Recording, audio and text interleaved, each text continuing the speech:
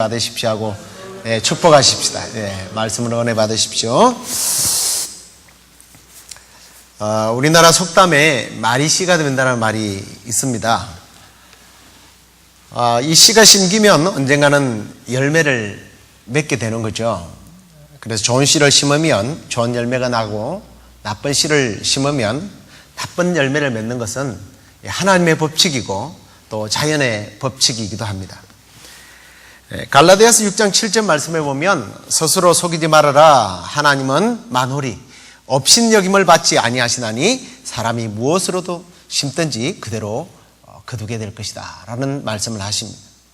우리 조상들은 이런 성경 말씀을 읽은 적이 없지만 자연의 법칙을 통해서 이런 원리를 안 것 같아요. 그래서 말에 대해서 늘 귀하게 여기고 말을 조심했던 것 같습니다. 그리고 사람들을 평가할 때도 말로서 평가하는 경우가 있어요. 참 말솜씨가 좋다. 말씨가 부드러워. 이런 말씨가 좋고 나쁘고 이런 것들을 이야기하는 것을 듣습니다. 말의 씨가 좋으면 좋은 인격의 어떤 열매를 맺게 되고 말의 씨가 나쁘면 나쁜 인격의 열매를 맺게 된다는 거죠. 그런데 문제는 우리가 좋은 생각을 품고 있지 않고 우리 안에 들어있는 이런 악과 더러움이 가득 차 있을 때는 아무리 좋은 말을 내뱉고 하지만 이게 좋은 말이 나올 수가 없어요. 우리 인간 스스로 이 혀를 복되게 길들일 수 없다는 게 더더욱 큰 문제이기도 합니다. 특히 내 마음에 성령님을 모시지 않은 사람들은요, 이 말이 통제가 되질 않아요. 그래서 이 원리를 잘 알고 계신 우리 예수님께서 성령이 충만해야 된다. 너희들이 성령이 충만해야 너를 살리고 네가 속한 공동체를 살릴 수 있다. 그래서 제자들에게 마지막 명령은 성령 충만을 받아라 라는 말씀이었어요. 그래서 제자들이 열심히 기도한 결과 성령이 그들에게 임하였을 때에 사도행전 2장 4절은 이렇게 말씀을 하고 있습니다. 다 같이 우리 함께 읽도록 하겠습니다. 저희가 다 성령의 충만함을 받고 성령이 말하게 하심을 따라 다른 방언으로 말하기를 시작하니라. 다른 방언이라는 게 다른 외래어를 이야기하는 것도 있겠지만 정말 아름답고 그리고 다른 사람을 살리는, 다른 사람을 위로하고 격려하는 그런 말들을 스스럼 없이 할 수 있게 된 이유가 성령이 그 안에 들어가서 그 사람의 어떤 마음을 회복시키니까 그 마음에서 나오는 언어가 회복되어져서 성령의 말하게 하심을 따라 말하기 시작할 때에 어떤 역사가 일어났어요? 2,000명, 3,000명이나 되는 사람들이 하루에 예수 그리스도를 영접하는 놀라운 일이 벌어진 겁니다. 다시 말해서 자기를 살리고 공동체를 살리는, 나라를 살리는 그러한 역사들이 성령의 충만을 통해서 이 말하는 언어가 달라지니까 그런 놀라운 역사가 일어났다는 거예요. 여러분, 우리가 성령 충만 받을 때에 다시 말해서 여러분의 마음을 성령님께 맡기고 통치하도록 다스리도록 내어드릴 때에 여러분의 생각이 복되고 또 저와 여러분들이 말하는 언어가 복되게 될 줄로 믿습니다. 그래야 사실은 전도가 되고요, 다른 사람들과의 좋은 관계가 되는 거예요. 그리고 다른 사람들에게 좋은 영향력을 끼치게 되는 것입니다. 저는 여러분 모두가 성령의 충만으로 말미암아 아름다운 언어, 복된 언어, 축복의 언어, 사랑의 언어, 격려의 언어를 통해서 주님 앞에 쓰임받는 그런 복된 생애가 되기를 주님의 이름으로 축원합니다. 할렐루야. 제가 왜 갑자기 언어에 대한 이야기를 하느냐면 이유가 있어요. 전도에 대한 앞으로 이제 설교를 하게 될 것인데 이번 이제 10월 마지막 주까지는 전도에 관한 설교를 할 겁니다. 근데 전도는 무엇으로 하느냐는 거예요. 전도는 결국은 이 말로 하는 거예요. 말로. 아무리 착하게 열심히 살아도요, 글쎄요, 그 착한 삶을 가지고 전도가 잘 안 되는 것은 우리 주위에 착한 사람이 많아요. 내가 아니더라도요, 착한 일 하는 사람 많아요. 저는 절에 다니고 또 이단에 다니는 사람, 이단에 속해 있는 사람들도 착한 일 하는 거 많이 보았습니다. 그게 예수를 믿게 하는 것은 아니에요. 로마서 10장 14절에 보면 그런즉 저희가 믿지 아니하는 일을 어찌 부르리요, 듣지도 못한 일을 어찌 믿으리요, 전파하는 자가 없이 어찌 들으리요. 듣는 이야기를 자꾸 하고 있어요. 우리 언어를 통해서, 말을 통해서 복음이 전파된다는 거예요. 그렇기 때문에 우리가 이 말로써 복음을 전파하는데 이 말이 통제되지 아니하고 말이 컨트롤 안 되면 이건 곤란한 겁니다. 그래서 제가 말의 씨에 대한 이야기를 한 거예요. 그런데 이 말이라는 게 그래요. 단순한 언어가 아니잖아요. 내 본능을 표현하는 어떤 도구 정도가 아니라 이 말은요, 굉장한 무서운 무기가 될 수 있어요. 잘 다루면 나를 살리고 다른 사람을 살리는 생명의 언어가 되지만 이거 잘못 사용하면요, 다른 사람을 죽여요. 전에 들으신 분들도 계시겠지만 제가 상계동에 있는 모 교회에 교육전도사로 있었던 시절이 있습니다. 하루는 이렇게 볼일을 보고 교회에 도착을 했는데 바로 앞동에서 사람들이 막 꼭 모여 있고 앰뷸런스가 오고 무슨 일인가 하고 알아봤더니 50대 부부가 이사를 왔는데요. 그때 24평인가 28평인가 그래요. 제가 한번 그 집들을 가봤는데 그 똑같은 크기에 제가 볼 때는 아방궁이었어요. 근데 큰 집에 살던 사람이 조그마한 집에 이사 오니까 그게 그렇게 짜증이 났던가 봅니다. 그래서 와이프가 계속 바가지를 긁으니까 너 때문에 네가 사업을 잘못해서 그렇다고 막 그러니까 이 남편이 화가 나가지고 어휴 내가 죽어버리든지 해야지. 그러니까 와이프가 그래 인간아 죽어라 그랬어요. 어떻게 했겠어요? 실정에서 그냥 뛰어내려버린 거예요. 말이 사람을 죽여요. 이 우리가 가진 말은요, 굉장히 무서운, 총보다 더 무서운 무기입니다. 그런데 긍정적으로 생각해 보세요. 총이 굉장히 살상 무기이긴 하지만 한 사람이 이 총을 잘못 들면, 지난주에 예배 초대에 말씀드렸습니다만 그 60명이 넘는 사람들을 살상하는 대량 살상 무기가 되지만 정확한 정신력을 가지고 훈련을 받은 군인이 들게 되면 나라를 지키고 국민의 생명을 지키는 무기가 되는 거예요. 우리 언어가 그런 거예요. 그러면 우리가 이 무서운 언어의 능력을 무기로 삼아서 정말 복음을 증가하는 일에 쓰임받아야 된다는 거죠. 누군가를 상처 주고 누군가를 아프게 하고 시험에 들게 하는 그런 언어가 아니라 전도의 씨를 심어서 구원의 열매를 거두게 해야 한다는 거예요. 자, 그런데 전도의 씨를 우리가 계속 심어야 되는데 말로 잘 못해요. 제일 힘들어요. 목회자들이 제일 요즘 다루기 힘든 설교가 두 가지가 있대요. 하나는 회개하십시오. 하나는 전도에 대한 거예요. 요즘에 하나 더 추가하면 헌금 설교도 못한대요. 목사가 자꾸 돈 강조한다고 그러니까. 네. 근데 다 알고 보면 하나님께서 오는 그 하나님으로부터 오는 복을 받는 아주 굉장한 툴인데 이걸 설교를 못한다고 그러니까 참 안타깝지만 저는 해야 되니까 해야 돼요. 자, 전도에 대한 설교를 왜 못하느냐? 왜 전도에 대한 설교를 싫어하느냐? 이유가 있어요. 전도에 대한 너무 부정적인 사고방식. 아니, 전도는 안 된다는 사고방식. 전도에 대한 두려움, 거절당함에 대한 상처들, 창피함, 이런 것 때문에 우리는 쉽게 예수 믿으십시오 라는 말을 못한다는 거죠. 그렇지만 여러분, 이 전도를 통해서 얻어지는 놀라운 축복들을 한번 생각해 보면 우리는 전도 안 할 수가 없다는 거예요. 잠언에 보면요, 일하지 않고 맨날 방 안에 처박혀서 방글라데시라고 그러대요. 막 방에서 굴러다니는 사람을. 방글라데시에 있는 사람들, 이런 게으른 사람들이 하는 말이 있어요. 잠언 22장 13절에 보면 참 재밌습니다. 게으른 자는 말하기를 사자가 밖에 있은즉 내가 나가면 거리에서 찢기겠다 하느니라. 게으른 자는 길에 사자가 있다, 거리에 사자가 있다, 이러면서 안 나간다는 거예요. 뭐 이런 사람은요, 평생 거지처럼 살아야 돼요. 일로 인해서 얻어지는 축복들을 누리지 못하고 사는 거죠. 땀을 흘리고, 이 땀이 이게 보석을 캐올리는 어떤 에너지요, 동력이잖아요. 이걸 모르면 평생 보석을 못 만지는 거예요. 전도도 마찬가지예요. 마찬가지 이치예요.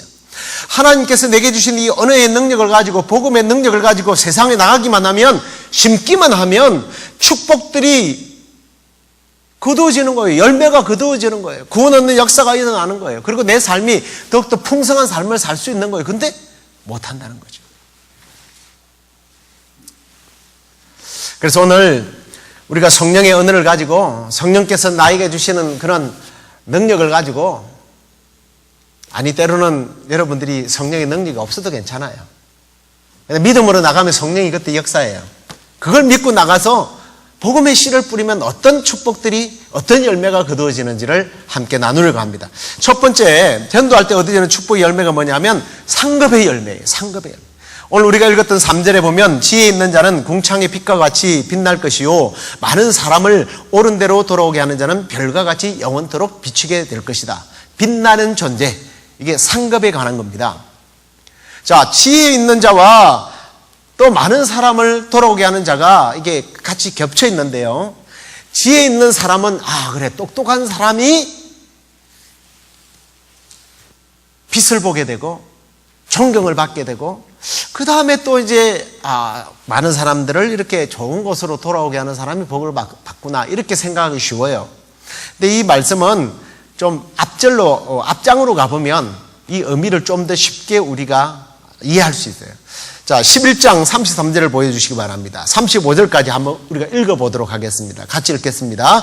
백성 중에 지혜로운 자가 많은 사람을 가르칠 것이나 그들이 칼날과 불꽃과 사로잡힘과 약탈을 당하여 여러 날 동안 쇠폐하리라. 그들이 쇠폐할 때에 도움을 조금 얻을 것이나 많은 사람은 쾌율로 그들과 친합할 것이며, 또 그들 중 지혜로운 자 몇 사람이 쇠폐하여 무리로 연단되며 정결케 되며 희게 되며 마지막 때까지 이르게 하리니 이는 작정된 기한이 있음이니라. 그 지혜를 가진 사람들이 어떤 공동체를 이끌어 나가는 어떤 방법, 또는 이끌다가 어떤 사람들은 실패하고 어떤 사람들은 계속해서 그 일을 한다, 이런 의미예요. 그래서 여기서 지혜로운 사람은 이라고 하는 이 12장의 말씀은 이 11장에 나오는 사람들의 이야기예요. 이게 무슨 말이냐면, 환난과 핍박 중에도 신실하게 믿음을 지킨 사람들을 사실은 여기서 지혜로운 사람이라고 말한단 말이에요.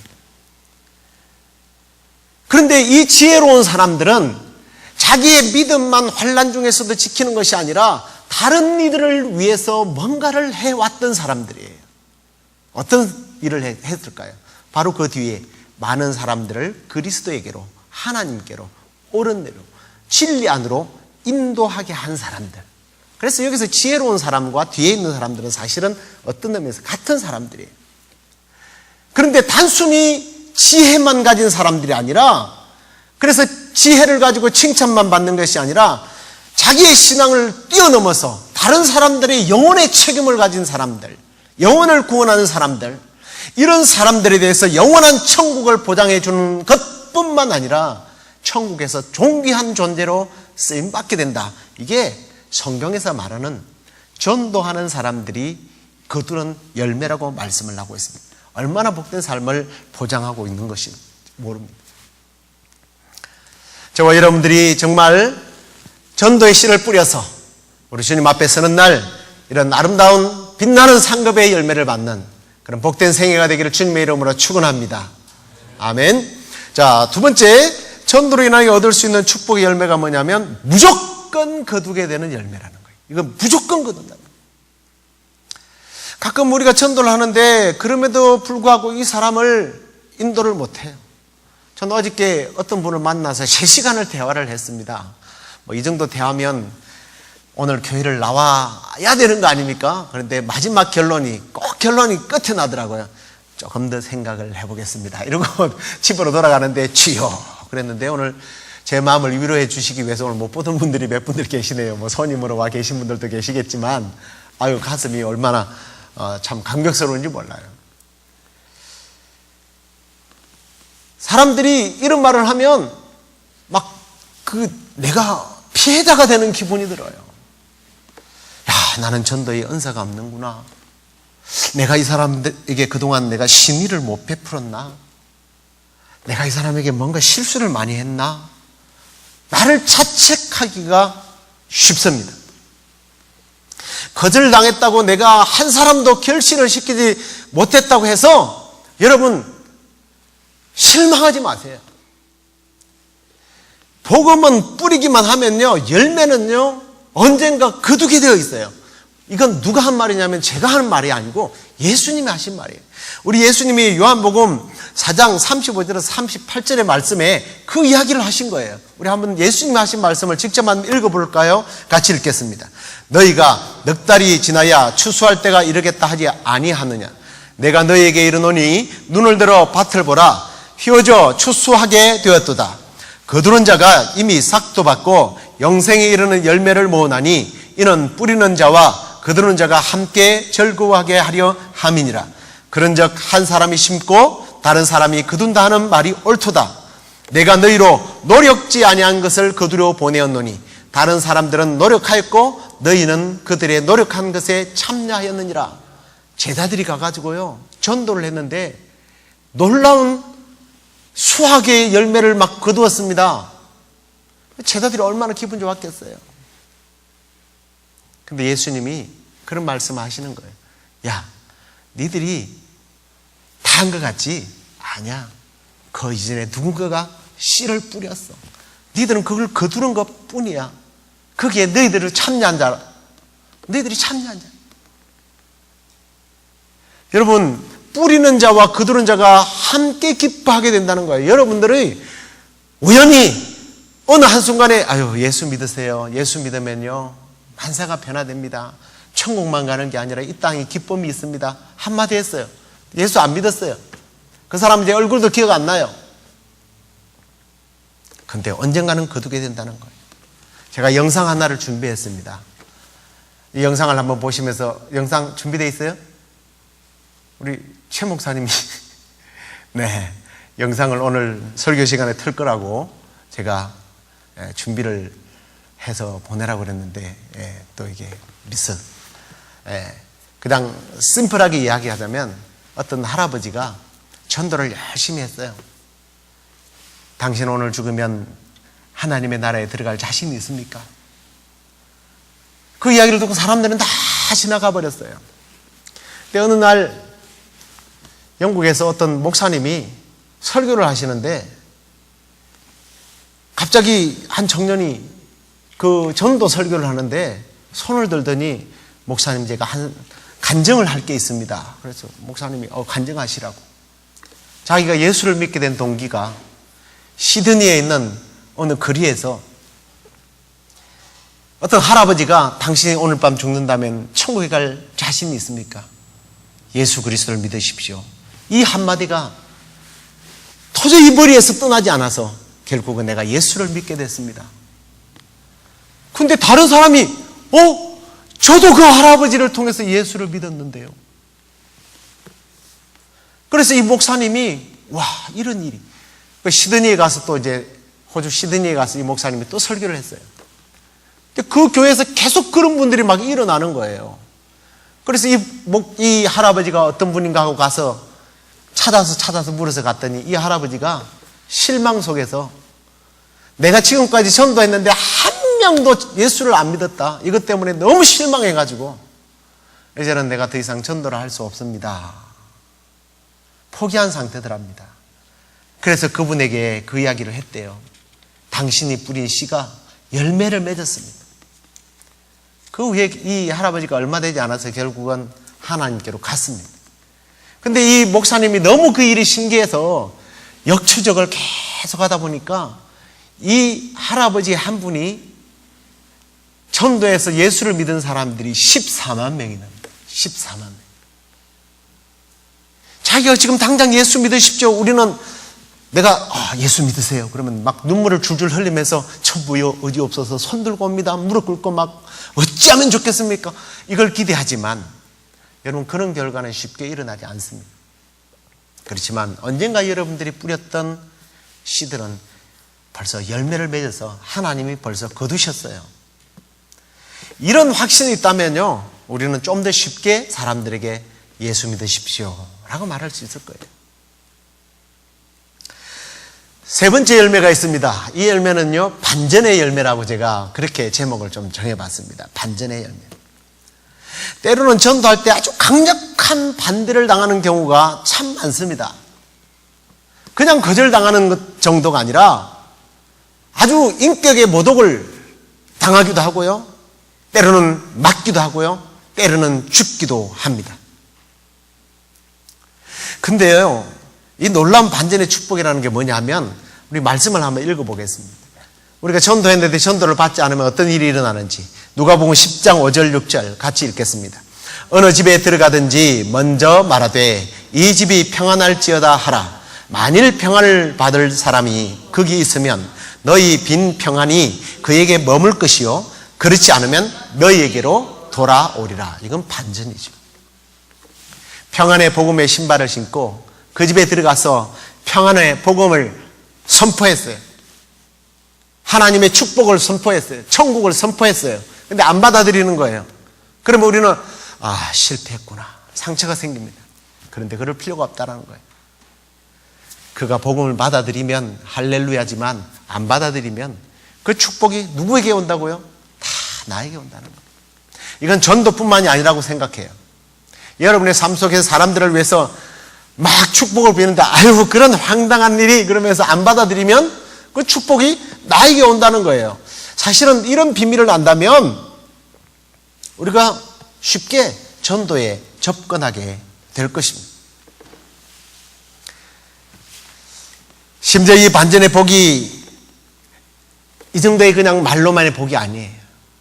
이 정도의 반전이 아니에요. 정말 거절과 비교할 수 없는 엄청난 핍박을 받는 전도인들이 이 땅에 너무나 많습니다. 그런데 그것조차도 축복의 열매로 거두게 된다는 거예요. 전도할 때 역반응을 받을 정도를 넘어서 그냥 핍박하고 때려 죽이고 그럼에도 불구하고 그게 나에게 복이 된다? 이게 얼마나 반전입니까? 예수님께서 팔복을 전할 때 그 이야기를 하셨어요. 마태복음 5장 10절 12절을 한번 읽어보겠습니다. 시작. 의를 위하여 핍박을 받은 자는 복이 있나니 천국이 저희 것입니다. 나를 인하여 너희를 욕하고 핍박하고 거짓으로 너희를 거스려 모든 악한 말을 할 때는 너희에게 복이 있나니 기뻐하고 즐거워하라. 하늘에서 너희의 상이 큼이라. 너희 전에 있던 선지자들을 이같이 핍박하였느니라. 여러분, 팔복 마지막 복입니다. 저와 여러분들이요, 기도할 때요, 이 복에 대한 기도를 많이 할 줄 압니다. 주님, 심령이 가난하게 해주십시오. 온유하게 해주십시오. 하평케 해주십시오. 이런 말을 많이 해요. 그런데 핍박을 받게 해달라고 여러분 기도해 본 적이 있습니까? 없을 거예요. 저는 어릴 때요, 저희 교회가 기도 제목 중에 하나가 뭐냐면 핍박을 면하게 해달라고. 핍박받지 않게 해달라고. 동네 사람들은 뭐 말할 것도 없지만 친구들, 가족들, 부모, 형제들 얼마나 많은 핍박을 받고 살았는지 모릅니다. 부모가요, 자녀들이 교회 가면 재수가 없어서 망한다고 그래요. 다 업에 종사하는 사람들이니까 물귀신 그 용왕님이 노해서 물고기가 안 잡힌대요. 자녀들이 교회를 가면. 그러니까 교회 못 가도록 가두고 때리고. 저희 어머니 머리를 보면요, 성황구석이 없어요. 다 찢어지고 깨지고. 아버지에게 그냥 잡히는 대로 때리니까 이게 다 터져서 깨어졌어. 그렇게 살았어요. 그러니까 기도 제목이 뭐겠어요? 주여 핍박을 면하게 해주십시오. 핍박 그만 당하게 해달라. 저희 누나 친구분이 계시는데요, 얼마나 핍박이 심한지 주일날이나 수요일날 뭐 예배 갈 때 되면 밖에서 문고리로 방문을 잠가버려요. 붙은 여자아이를 장작으로 처녀를 얼마나 두드럽게 팼는데 한 번은 보여주는데 온몸 멍투성이에요. 한 번은 몸이 꽁꽁 얼어서 집에 왔어요. 막 우는데 보니까 온몸이 젖었어요. 옷이 다 얼어 있어요. 교회 간다고 물을 갖다가 아버지가 틀어부어가지고 그분 집에서 우리 집까지 거의 한 몇백 메다 되는데 그 오면서 온몸이 얼어가지고. 그래서 교회 기도 제목이 주님 핍박이 없게 해드리고. 그런데요, 오늘 이 반전이 뭐냐면 의를 위하여 복음을 위하여 핍박을 받는 게 복이래요. 제가 이 설교를 준비하면서 언뜻 그런 생각이 들더라고요. 내가 어릴 때에 핍박받지 않게 해달라고 기도할 것이 아니라 주님 핍박을 더 많이 받게 해주십시오라고 기도했다면 내가 더 큰 복을 받았을 텐데. 여러분들이 생각하면 배 목사가 경제적으로도 그렇게 넉넉하지도 않고 시애틀에 이렇게 조그마한 교회 맡고 있으니까 무슨 복이냐고 이야기할지 모르겠지만 여러분들 그런 사람들은 우리 동네를 데려가야 돼요. 우리 동네를. 우리 동네가 어떤 동네인지를 데려가면 개천에서 용난내가 아니고 그냥 정말 조그마한 섬마을이에요. 제가 20분 타고 가는 삼척포라고 하는 육지가 있는데 잘 나가다 빠진 그 흔해 빠진 동네 육지에 초등학교 졸업할 때까지 5번을 안 나가봤습니다. 5번을. 그런 동네에 살았어요. 이만하면 복 받은 거죠. 근데 그보다 더 큰 복을 받기 위해서 내가 핍박을 더 받아야 되는데. 여러분들이 지금 목록이 나와 있습니다만 1복부터서 7복까지요. 이 받으려면요. 얼마나 이 복이 어려운 복인지 아십니까? 제가 한번 설명해 볼까요? 여러분 하나님께 마음이 가난한 자 한 복이 있는 이 복 받으려고 해 보십시오. 마음이 가난해야 복을 받는 거예요. 마음이 가난해지기 위해서 여러분 기도해 보셨습니까? 비우고 또 비워도 안 비워져요. 이놈의 욕심 얼마나 많은지 안 비워져요. 그러니 마음이 가난한 자가 받는 복을 못 받아요. 애통하는 자가 복이 있대요. 애통하기가 얼마나 힘든지 아십니까? 나를 위하여, 하나님을 위하여, 주위 사람들을 위하여 정말 탄식하고 슬퍼하는 일이 쉬워요? 눈물이 없잖아요. 그러니 무슨 복을 받겠어요? 어려워요. 온유한 자가 복이 있대요. 성품이 너그러운 사람이 복을 받는 거 아니에요. 여기서 말하는 성품이 너그럽다는 뜻이 아니에요. 성품이 너그러운 사람들이 더 고집세고요. 왕고집하고요. 황소고집이더라고요. 여기서 온유하다는 것은 그냥 성품이 부드러운 거 아니에요. 길이 잘 들여졌다는 뜻이에요. 길들여지는 말에게 사용하는 말이 온유라는 헬라의 뜻이에요. 누가 쓰시기에 합당한? 하나님이 쓰시기에 순종의 사람이 온유해요. 그러니 얼마나 여러분들이 순종을 해야 이 복을 받겠어요? 의에 줄이고 목마르면 복이 있대요. 하나님의 정의, 사회의 정의, 세상의 정의, 정의롭게 살아보셨습니까? 우리는 비겁해지기 일쑤예요. 근데 무슨 정의로운 복을 받겠어요? 정의로 인한 복을 받겠어요? 긍휼히 여기는 자가 복이 있대요. 남을 불쌍히 여기는 사람. 근데 여기서 불쌍히 여기다는 것은 단순한 불쌍이 아니에요. 은혜를 베풀다라는 뜻이에요. 이 은혜는 어떤 은혜냐면 하나님의 은혜를 말합니다. 하나님께서 우리를 긍휼히 여기시는 그 은혜를 말해요. 그래서 특별히 이 은혜란 말은 하인이 주인의 신발을 엎드려서 매다, 이건 섬김이고, 반대로 주인이 무릎을 꿇고 하인의 신발에 끈을 묶어서 너 신발끈이 풀렸네, 이러면 잘못하면 다쳐. 그러면서 막 발을 먼지를 털어가지고 탁 싸매주면서 발에 뽀뽀를 해주는 게 이게 은혜라는 뜻이에요. 여러분 그렇게 해보셨어요? 우리는 돈 많고 능력 있고 실력 있고 권리 있는 사람들 앞에서 비굴하게 걸면서 약하고 정말 천한 사람들 앞에 쉽게 손 내밀지 못해요. 피해요. 부담 줄까 봐. 저희 큰어머니가요, 우리가 너무 못 사니까 부담 줄까 봐요. 그렇게 우리를 싫어하셨어요. 이 긍휼이라는 말이요, 여러분, 하나님 내가 긍휼한 사람으로 하나님 앞에 복받게 해주십시오. 힘들어요. 마음이 청결한 자가 복을 받는다고요? 우리는 이 시시각각으로요, 저는 세상 사람들과 이렇게 많이 상대 안 하잖아요. 성도들을 상대를 많이 해요. 의인들을 상대를 많이 해요.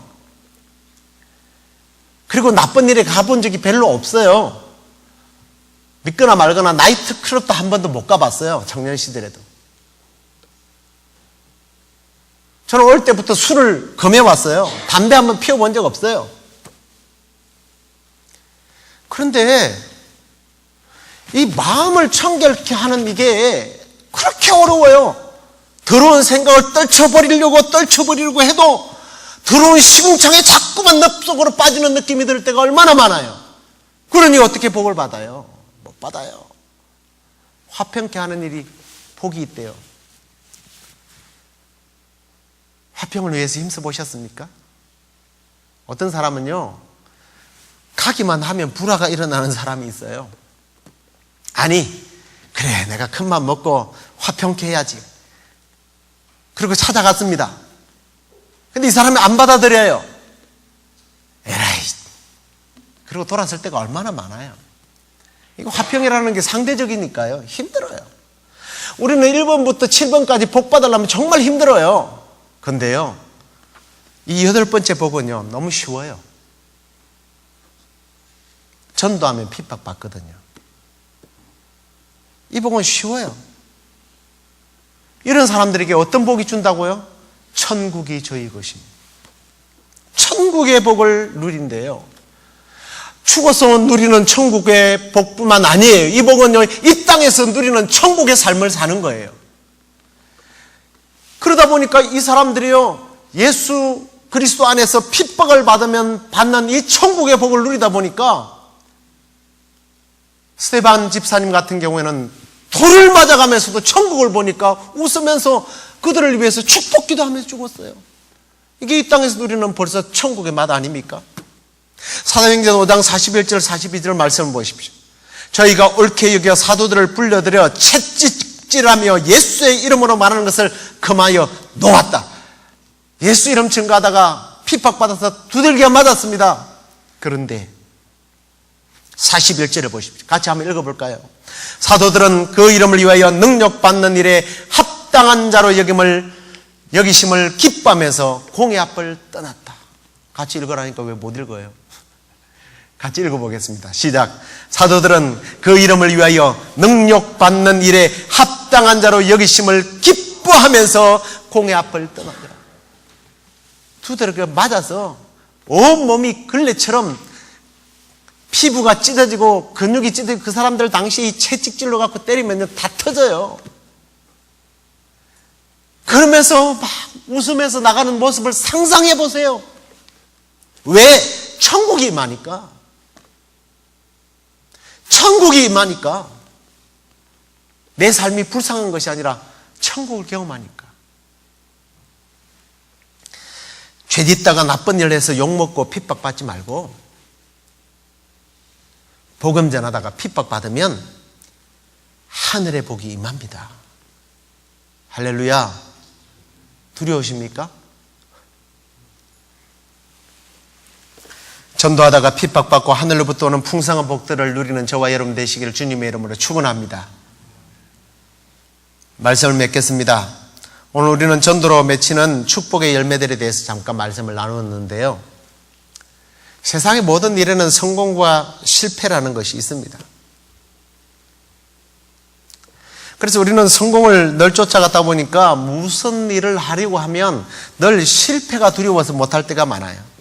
좋지 않는 결과, 그 결과 때문에 내 인생이, 내 가정이, 우리 자녀들이, 우리 교회가 무슨 손해를 보지 않을까 염려해야죠. 숙고해요. 심사숙고라고 그러죠. 그걸 정말 고민하고 결단해야 됩니다. 그렇지만 무슨 일을, 아니 전혀 실패할 확률이 전혀 없는 것이 있는데 그게 뭐냐면 전도예요.